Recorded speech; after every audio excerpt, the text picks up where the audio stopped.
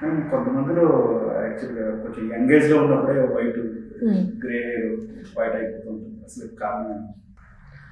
మనం కొంతమందిలో white hair అనేది తొందరగా చూస్తాము. అంటే బిలో 20 ఇయర్స్ కానివ్వండి, బిలో 15 ఇయర్స్ కానివ్వండి చూస్తాము.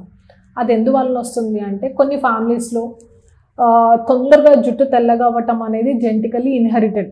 అంటే ఇప్పుడు మీ నాన్నని కానీ, తాతయ్యని కానీ, లేదా మదర్ సైడ్ వాళ్ళకి కానివ్వండి, తొందరలో ఒక 20 ఇయర్స్లో అట్లా వచ్చే టెండెన్సీ ఉంటే డెఫినెట్గా ఉండడానికి ఛాన్సెస్ ఉంటాయి. లేదా కొంతమందికి దెబ్బ తాకుతుందండి. దెబ్బ తాకినప్పుడు ఆ చుట్టుపక్కల హెయిర్ వైట్‌గా రావటం అనేది జరుగుతుంది. ఎందుకు అంటే అక్కడ స్కిన్‌లో మనకి మెలనోసైట్స్ అంటే మన స్కిన్ కానివ్వండి, హెయిర్ కానివ్వండి కలర్ ఇచ్చేది మెలనోసైట్స్. అవి దెబ్బతింటం వల్ల మనకు వైట్ హెయిర్ రావచ్చు.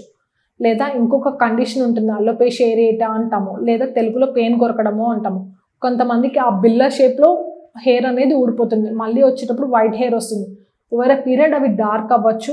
చాలా రేర్ కేసెస్లో అవి లైట్గా ఉండొచ్చు. సో మేజర్గా ఏంటంటే ఒకటి జెనెటిక్ అండి, ఒకటి nutritional deficiencies, vitamin B12, D3, serum ferritin deficiencies వల్ల కూడా మనకి గ్రే హెయిర్ రావడానికి ఛాన్సెస్ ఉంటాయి. సో మనం ఏం చెప్తాము అంటే యూజువలీ జెనెటిక్ది రూల్ అవుట్ చేసుకొని న్యూట్రిషనల్ డెఫిషియన్సీస్ ఉంటే అవి కరెక్ట్ చేయడానికి చూస్తాము. వాటితో పాటు మనం ఏంటంటే మెలటోనిన్ అనేది సిరం అంటే టాపికల్గా దొరుకుతుందనమాట. ఎక్కడైతే వైట్ హెయిర్ వస్తుందో అక్కడ మాడకి రాసుకోమని చెప్తాము. 3 to 6 months వరకు టైం పడుతుంది. అది కాకుండా కాల్షియం పాంథోటినేట్ అనేది ఒక ఇంగ్రీడియంట్ ఉంటుంది. అది మనం ఓరల్ ఫామ్లో ఇస్తాము. ఖచ్చితంగా 3 to 6 months అనేది వేసుకుంటే మనకి రిజల్ట్స్ అనేది ఒక మాదిరిగా మనం చూడొచ్చు.